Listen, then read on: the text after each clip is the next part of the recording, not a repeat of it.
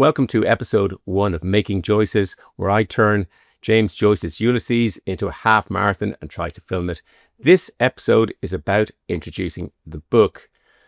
This series isn't about explaining Ulysses to you, but I will try and outline some key points. And if you have any questions, pop them into the comments and I'll do my best to answer them. You may hear of people talking about different versions of Ulysses and you may wonder which one to buy. Joyce released the book in serial form, as he did with most of his work, and he was constantly revising it. It was finally published on his birthday, his 40th birthday, in February 1922. It was written in English, printed in France, and some errors did creep in that scholars have argued over, well, ever since. Most versions are good, and the differences between them are minimal. You could read any and read often, with probably 2 exceptions. There's one that was remastered by Robert Gogan. He presents a really great one-man show here in Dublin, but he remastered it to make it easier to understand, and it wouldn't be my favorite version. The other one to avoid, though I think it's brilliant, is the little review version of Ulysses, but this is a series of episodes that he released early on, compiled into a book. It's not the complete book, so you'll get a flavor for it, and it's certainly worth reading if you want to find out how he developed Ulysses. But other than that, it's not one I would start with. So which one should you buy? Well, academically, I use the Gabler edition. It's James Joyce. It's called the Gabler edition. It has been revised, trying to make corrections from the original text. I take issue with a lot of it, but it's the one that academics use. And when you see books explaining Joyce and they refer to pages and line numbers, it's usually this one. It's not my favorite, but it is academically used. This is a favorite. This is the Cambridge Centenary Ulysses, the 1922 text when the book was published, with essays and notes edited by Catherine Flynn. It's wieldy. It's big. I have lots of versions of Ulysses. The 1922 text is probably my favorite, but again, we're hair splitting here. The spelling of Conley Norman being one of my favorites. I also have this, which is a great illustrated Ulysses by Eduardo Arroyo, and there's probably several other versions behind there. I have lots of versions of Ulysses. I wouldn't get too hung up on any of them. Ulysses is complex, but it's not necessarily difficult.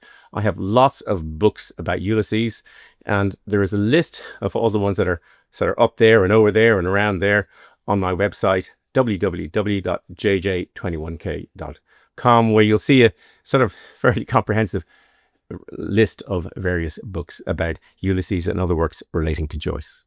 It's really useful to have a companion book to read alongside Ulysses that may give you some insights. There are lots of chapter by chapter ones. One I really like is Patrick Hastings' book from 2022. There's lots of ones. This one made me laugh several times, but this is the guide to James Joyce's Ulysses. There are lots of different ones. There are books with detailed explanations. There are 2 very good ones. This is Gifford and Seidman's Annotations to Ulysses, well thumbed through. But one I would get, their similar price, is Annotations to James Joyce's Ulysses. But if we picked any old sort of page, hang on, here's one I had. I was just flicking through this randomly, but this is like a dictionary explaining some of the words. So ara, most people in Dublin would know what ara means, but it says Habernum English now, but really a phrase to indicate that a situation is not to be taken too seriously. Most Dubliners would know that phrase. Begob is another one that we would know. Towser, various things like that, but it'll explain where places are. Balbriggan is here. Akara, which is an Irish expression.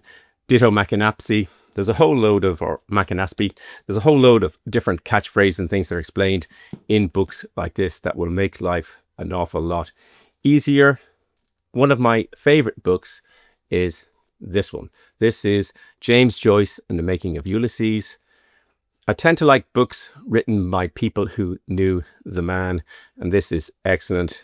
It's, again, you can get this, you'll probably have to get this in a specialist bookshop or secondhand, as through a secondhand bookstore. I got this on Amazon in 2015. Amazon do a lot of, if I was buying a book in Dublin, I'd go to Hodges Figgis, which is actually mentioned in Ulysses. It's a bookstore in town. But sometimes you can't get one. The Ulysses Rare Books in Dublin is it's a great shop, great website as well if you're trying to buy books from overseas. But sometimes you can go on Amazon and find books that are actually sold by independent booksellers from around the world. And this is definitely my favorite. James Joyce related Ulysses book. If I could only bring one with me, I'd be bringing this one.